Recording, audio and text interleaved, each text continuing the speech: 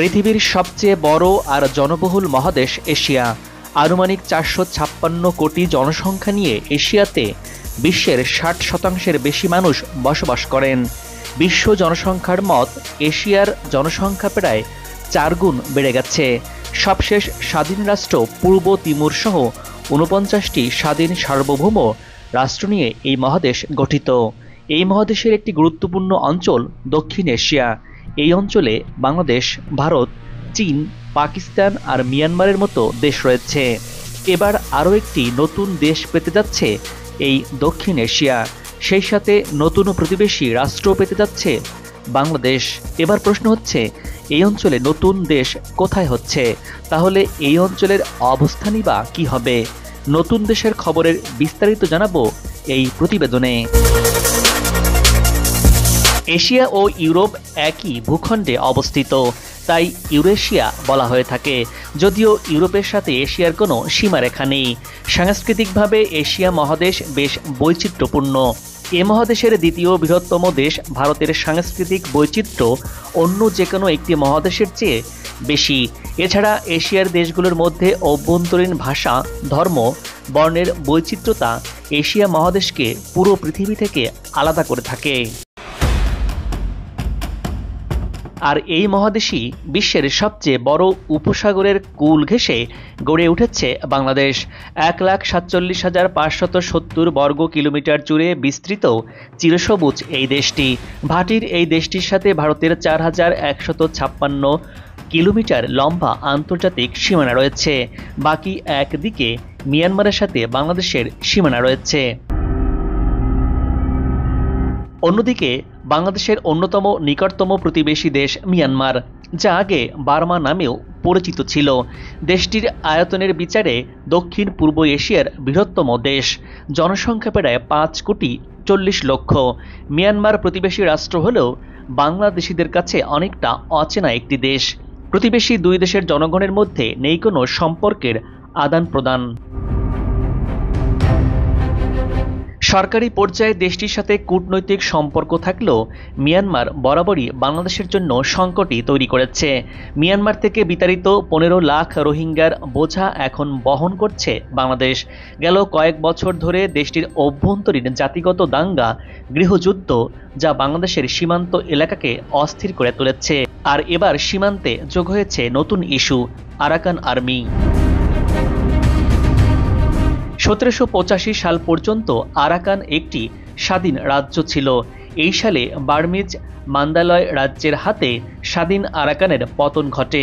তবে পরবর্তী বছরগুলোতে বার্মিজ শাসকদের বিরুদ্ধে অসংখ্যবার বিদ্রোহ করে স্থানীয় বাসিন্দারা। 1948 সালে ব্রিটেনের কাছ থেকে যখন মিয়ানমার স্বাধীনতা পায়, তখন কেন্দ্রীয় সরকারকে যারা চ্যালেঞ্জ করেছিল তার মধ্যে প্রথম দিকেই ছিল রাখাইন। সম্প্রতি জান্তা বাহিনীর বিরুদ্ধে আরাকান আর্মি যে বিজয়গুলো অর্জন করেছে তাকে বিপ্লব হিসাবে দেখছে স্থানীয়রা। আরাকান আর্মি কারা, এবার জেনে নেই। কাচিন ইন্ডিপেন্ডেন্ট আর্মি KIA সহায়তায় ইউনাইটেড লিগ অব আরাকানের সামরিক শাখা হিসেবে আরাকান আর্মি গঠিত হয় 2009 সালে। তাদের লক্ষ্য একটি সার্বভৌম আরাকান রাজ্য প্রতিষ্ঠা করা। আরাকান আর্মি কখন সামরিক তৎপরতা শুরু করে সেটি নির্দিষ্ট করে বলা কঠিন। তবে ধারণা করা হয় 2015 সাল থেকে পালেতোয়া টাউনশিপ এলাকায় তাদের সামরিক তৎপরতা শুরু হয়। মিয়ানমার সেনাবাহিনীর সাথে তারা গেল কয়েক বছর ধরে লড়াই চালিয়ে আসছে এবং এই সময় রাখাইন রাজ্য এবং পার্শ্ববর্তী চীন রাজ্যে নিজেদের অবস্থানকে সংহত করতে সমর্থ হয়েছে।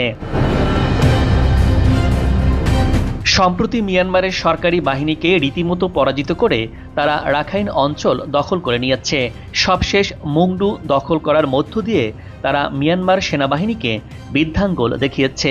সরকারি বাহিনীকে পরাজিত করে রাখাইনে 80% বেশি অঞ্চল দখল করে নিয়েছে রাজ্যটির সশস্ত্র বিদ্রোহী বাহিনী আরাকান আর্মি। মিয়ানমারের পশ্চিমাঞ্চলীয় রাখাইন রাজ্যের আরও একটি টাউনশিপ বা শহর দখল করেছে দেশটির প্রভাবশালী জাতিগত সশস্ত্র গোষ্ঠী আরাকান আর্মি।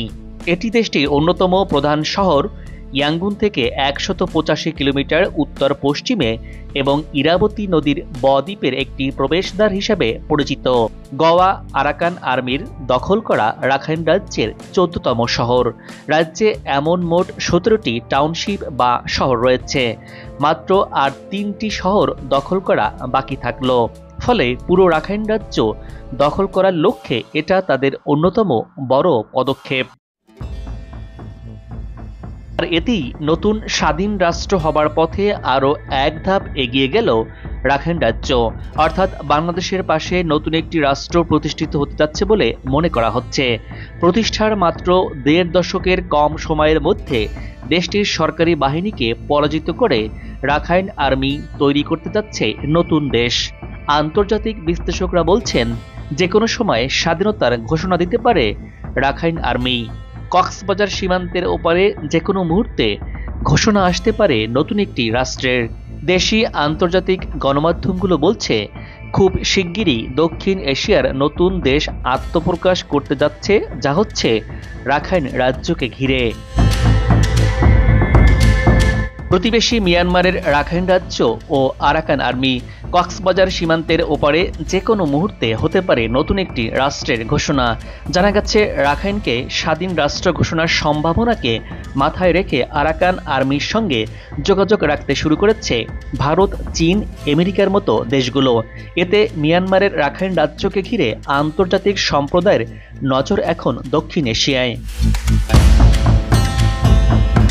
১.৫ দশক আগে ২০০৯ সালের ১০ এপ্রিল প্রতিষ্ঠিত হয় AAL, United league of Arakan, ULA এর সামরিক শাখা আরাকান আর্মির। আত্মনিয়ন্ত্রণের অধিকারের দাবিতে তারা তাদের কার্যক্রম শুরু করে। রাখাইন নৃগোষ্ঠীর বৌদ্ধ ধর্মাবলম্বীদের এই সংগঠন নিজেদের ইতিহাস ও সংস্কৃতিকে সামনে রেখে রাষ্ট্র প্রতিষ্ঠা করতে চায় এই গোষ্ঠীটি। আর প্রতিষ্ঠার মাত্র ১.৫ দশকের কম সময়ে মিয়ানমারের সরকারি বাহিনীকে পরাজিত করে রাখাইনের নিয়ন্ত্রণ নিয়েছে তারা। তাই দক্ষিণ এশিয়ায় তাদের রাষ্ট্র প্রতিষ্ঠা এখন নতুন সম্ভাবনার দানা বাঁধতে শুরু করেছে। এদিকে ভৌগোলিকভাবে রাখাইনের অবস্থান ও সম্পদ চীন ও ভারতের জন্য গুরুত্বপূর্ণ। তাই রাখাইনকে নিজেদের বলয়ে রাখতে এশিয়ার দুই পরাশক্তি ভারত ও চীন এরই মধ্যে তাদের জাল বিস্তার করে ফেলেছে। জানা গেছে, রাখাইনে আছে এই দুই দেশের বিলিয়ন বিলিয়ন ডলারের বিনিয়োগ। চীন রাখাইনের চক ভিউতে গড়ে তুলেছে গভীর সমুদ্রবন্দর।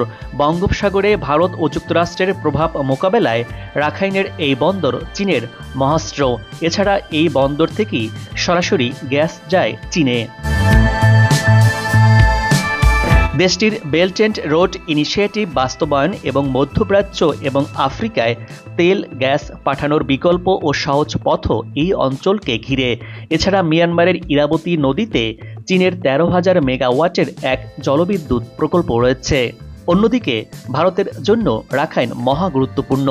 কালাদান মেগা প্রজেক্টের মাধ্যমে বাংলাদেশকে বাইপাস করে 7 সিস্টার্স ও কলকাতার মধ্যে ভারতের যোগাযোগ সহজ করতে মিলিয়ন মিলিয়ন ডলার বিনিয়োগ করেছে ভারত।